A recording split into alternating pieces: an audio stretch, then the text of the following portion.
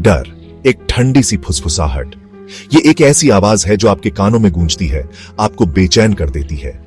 रीढ़ में एक सिहरन, ये सायों में छुपा रहता है, आपको निगलने के लिए हर कोने में, हर अंधेरे में। डर एक बेसिक इंस्टिंक्ट है, बचने का तरीका।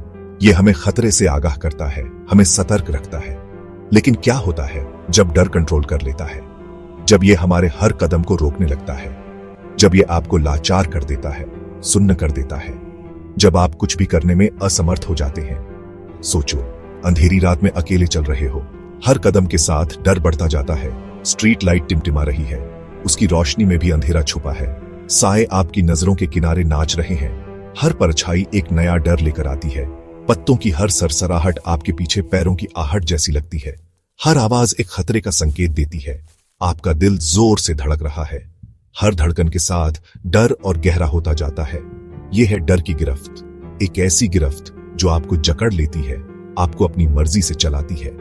डर एक कहानी है जो हम खुद को सुनाते हैं, एक ऐसी कहानी जो हमारे मन में गूंजती रहती है, एक कहानी जहां मॉन्स्टर हमेशा जीतता है, जहां हम हमेशा हारते हैं।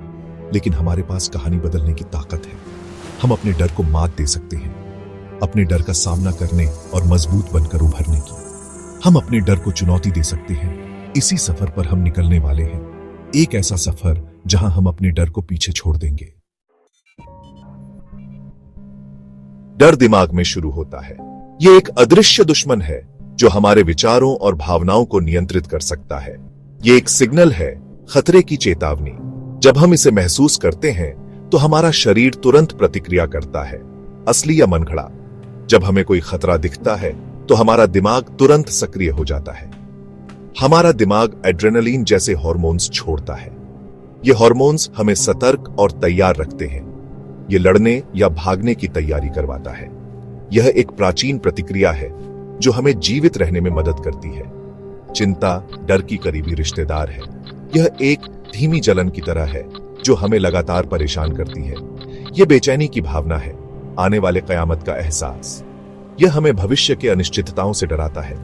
चिंता फिजिकली भी दिख सकती है, जैसे तेज धड़कन, पसीने से तर हथेलियां और सांस लेने में तकलीफ। ये लक्षण हमारे शरीर को संकेत देते हैं कि कुछ गलत है। यह हमें सतर्क रहने के लिए प्रेरित करता है। यह एक कांस्टेंट कंपेनियन बन सकती है, हमारी जिंदगी पर साया डालकर।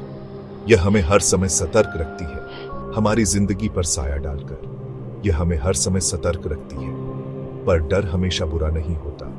यह हमें संभावित खतरों से बचा सकता है और हमें सुरक्षित रख सकता है। यह हमें नुकसान से बचा सकता है। यह हमें सतर्क और चौकस बनाता है, जिससे हम खतरों से बच सकते हैं। यह हमें कॉशियस, अलर्ट बना सकता है। यह हमें संभावित खतरों से बचने में मदद करता है। जरूरी है अपने डर को समझना। यह जानना महत्वपूर्ण है कि कब डर हमें मदद कर रहा है और कब यह हमें रोक रहा है। इसे खुद पर हावी ना होने देना। डर को समझकर हम इसे अपने फायदे के लिए इस्तेमाल कर सकते हैं। अनजान, अलौकिक। यह सुपरनैचुरल डर का क्षेत्र है। भूत प्रेत, वो क्रीचर्स जो अंधेरे में छुपे रहते हैं। ये हमारी कहानियों, हमारे बुरे सपनों में आते हैं। क्या इन कहानियों में सच्चाई है या ये हमारी कल्पना की उपज है? फिर भी जो डर ये पैदा करते हैं वो असली है। ये हमारे बेसिक इंस्टिंक्ट्स को छूता है। अनजान का हमारा डर। भूतिया घरों के बारे में सोचो, चरमराती फर्श, ठंडे स्पॉट्स, किसी के देखने का एहसास। ये सब हमारे फियर रिस्पॉन्स को ट्रिगर करने के लिए होते हैं और ये बहुत इफेक्टिव होते हैं। अंधेरा डर को बढ़ा देता है। ये फेमिलियर चीजों को छुपा लेता है, हमारी दुनिया के कंफर्टिंग लैंडमार्क्स को छुपा लेता है। अंधेरे में हमारे सेंसेस तेज हो जाते हैं, हर आवाज बढ़ जाती है, हर साया एक भयानक रूप ले लेता है। हमारे पूर्वज अंधेरे से डरते थे एक वजह से। वो एक ऐसा समय था जब शिकारी शिकार करते थे, जब हर कोने में खतरा मंडराता था। ये बेसिक डर हमारे डीएनए में है। रात में अकेले चलने के बारे में सोचो, वल्नरेबिलिटी का एहसास, बार बार पीछे मुड़कर देखने की इच्छा। ये अंधेरा आपके दिमाग से खेल रहा है। डर सिर्फ मेंटल स्टेट नहीं है, ये फिजिकली भी दिखता है। आपका दिल तेज धड़कता है, आपके हाथों में पसीना आता है, आपकी सांसें छोटी तेज चलने लगती हैं। ये आपका शरीर एक्शन के लिए तैयार हो रहा है, लड़ने या भागने के लिए।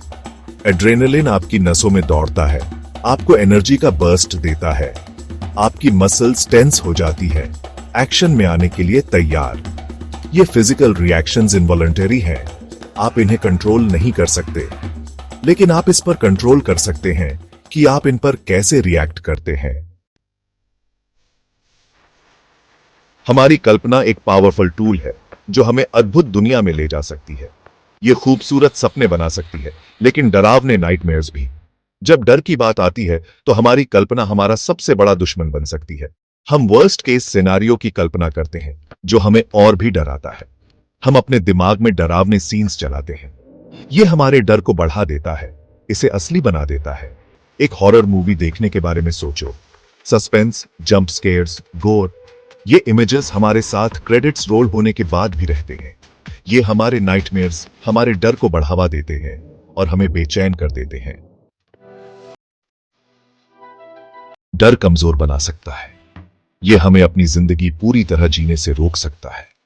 डर हमें उन चीजों से दूर रखता है जो हमें खुशी और संतोष दे सकती है।